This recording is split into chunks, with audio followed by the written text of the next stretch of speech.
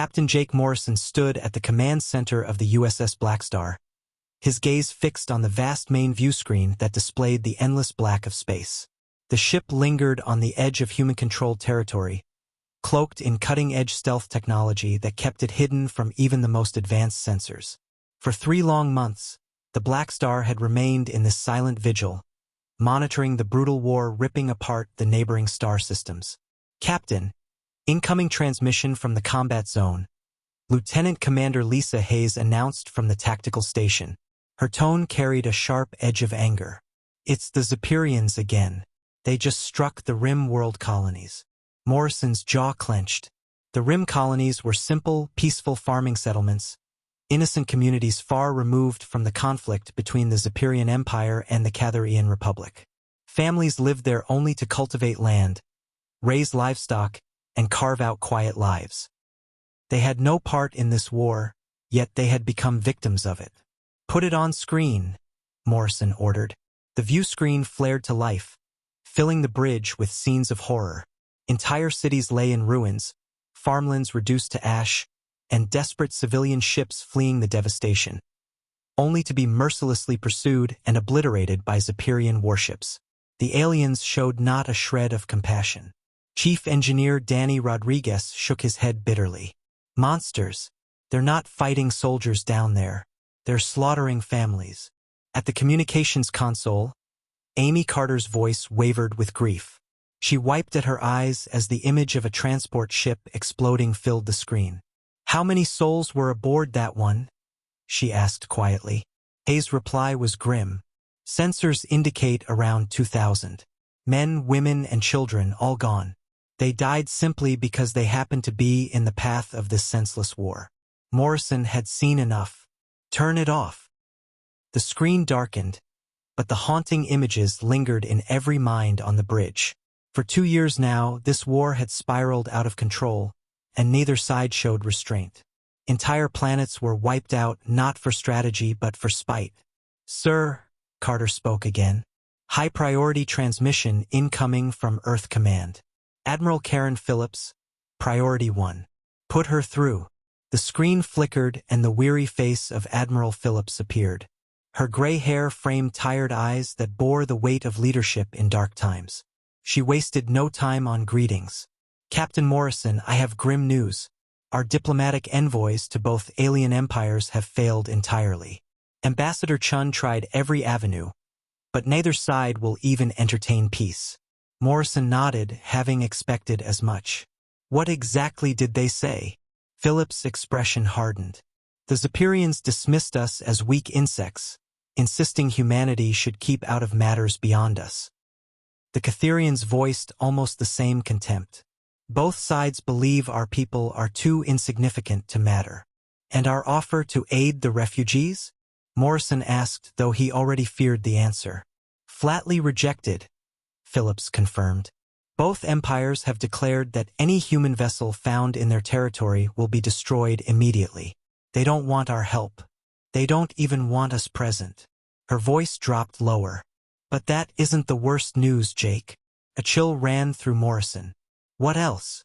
"Both sides have begun striking our shipping lanes. 3 of our freighters were destroyed just yesterday. They accused them of supplying aid to their enemies, which was a lie. Those ships were carrying only food and medicine to our outer colonies." Hayes' voice quivered with fury. "Casualties?" 847, Phillips answered, her tone sharp with anger. "Including the entire crew of the Mercy, a medical vessel en route to New Boston.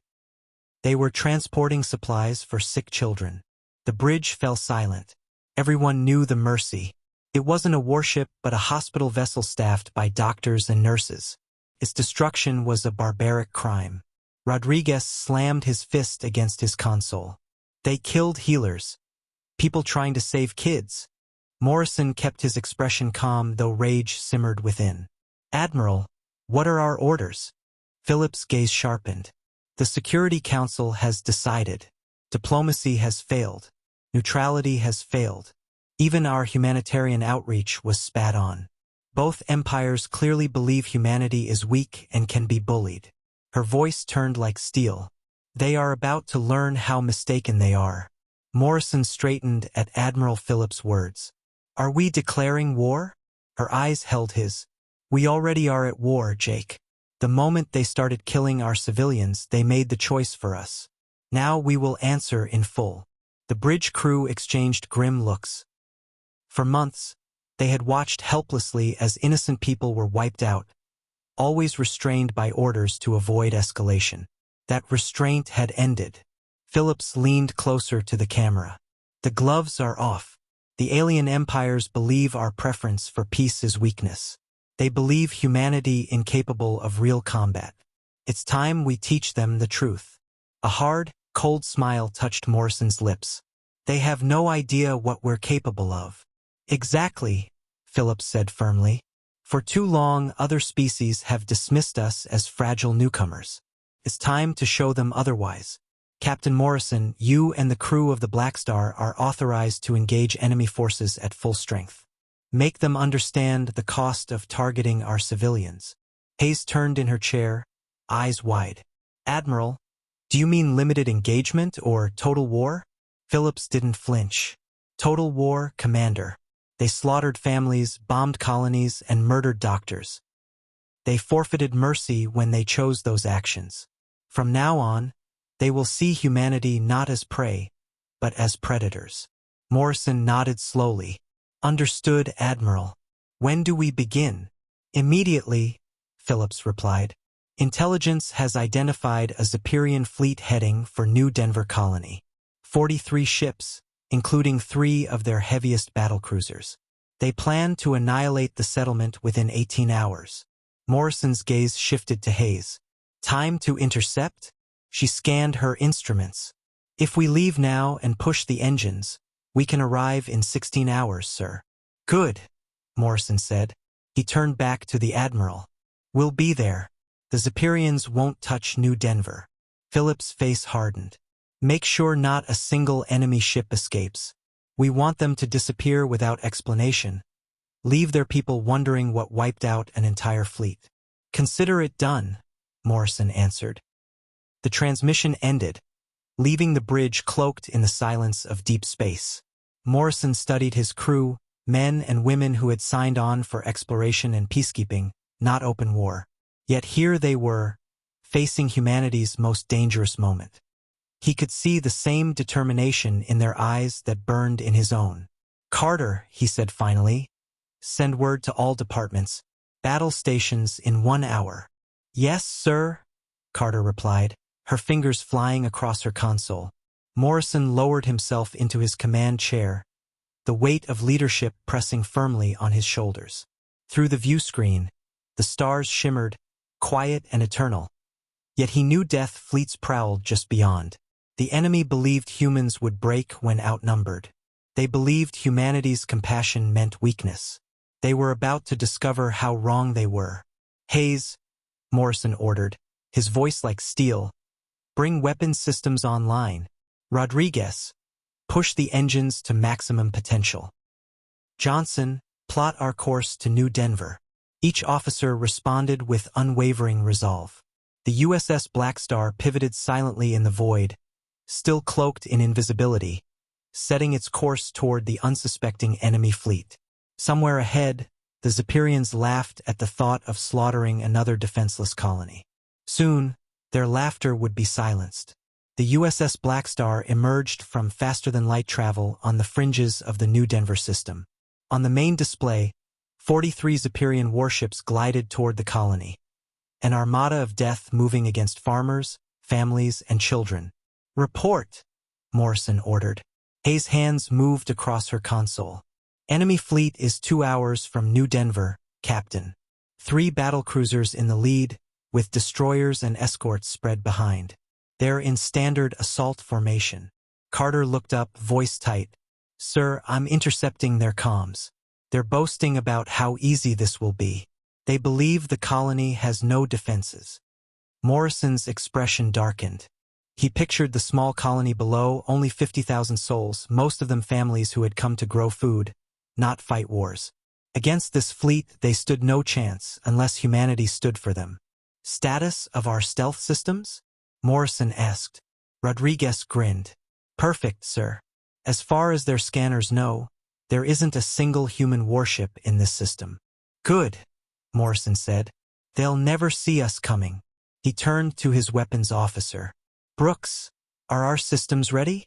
All weapons hot, Captain. Quantum torpedoes loaded. Energy cannons at full charge. Gravitational systems standing by. Morrison allowed himself a thin smile. For months, he had watched these aliens butcher innocents. Tonight, the roles would reverse. Dr. Price, Morrison asked, remind me again of the difference between their technology and ours. Helen Price adjusted her display. The Zephyrians rely on brute force. Bigger ships, thicker armor, heavier shields. They trust raw power. Our weapons don't fight that way. Quantum torpedoes phase through their shields. Gravitational weapons collapse their ships regardless of armor. Energy cannons cut through their toughest metals like they're nothing. They have no counter to precision engineering. Then they won't know what hit them, Morrison said coldly. Hayes' voice broke through. Captain, the Zephyrian fleet commander is broadcasting to New Denver. He's demanding surrender. Let's hear it, Morrison ordered. The bridge filled with a guttural alien voice. Weak humans of New Denver, surrender immediately or face annihilation. You are nothing, cowards who speak of peace because you are too feeble to fight.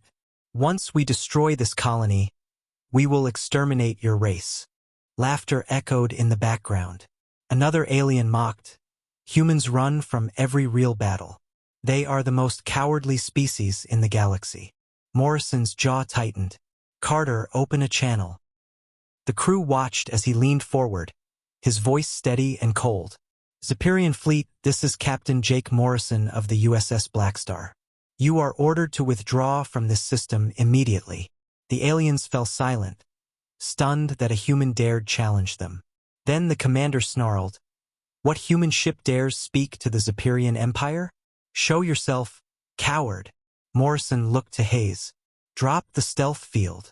The USS Blackstar blazed into visibility across every alien sensor. Twice the size of their largest battlecruiser, bristling with weapons they didn't understand. It radiated power that set off alarms across their fleet. The alien commander's voice cracked with disbelief. One ship? You think one human ship can face 43 of ours? Morrison gave a razor-thin smile. Commander Brooks, show them what one ship can do. Firing torpedoes, Brooks confirmed. 6 streaks of blue light erupted from the Blackstar. The Zephyrians raised shields, confident they would deflect the attack. But the torpedoes phased through as if nothing existed and detonated inside their hulls. 6 Zephyrian cruisers vanished in a cascade of fire. In 3 seconds, thousands of alien lives were gone.